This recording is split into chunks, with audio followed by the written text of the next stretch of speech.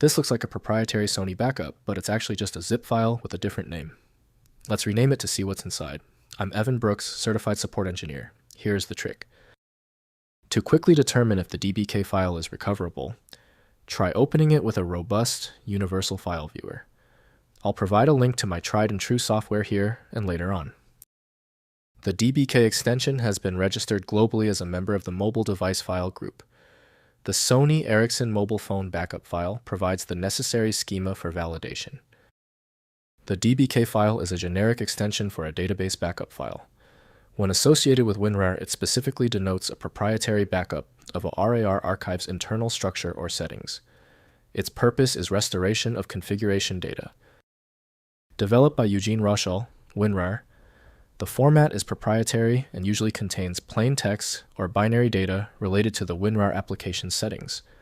Its integrity is minimal. It is not a full data backup, but a configuration reference file that can only be interpreted by the WinRAR software.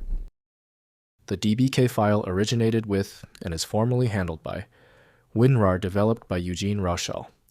The system requires the file to pass specific authenticity checks not performed by Windows Explorer. Windows offers no direct preview, so reading or editing the file must be done with mobile-aware tools. We are testing every application for file recognition. Right-click your DBK file and choose Open With. Test WinRAR first. If it fails, select another application. The solution lies in finding the right reader. If the DBK file is still refusing to open, it's expected. The best fixes start with understanding the problem.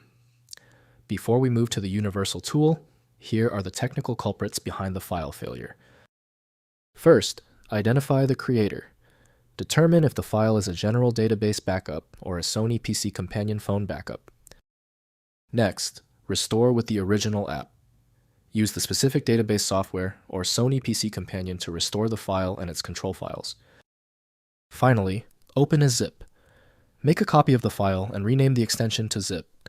Use an archive extractor like 7-zip to open it and manually browse for contents.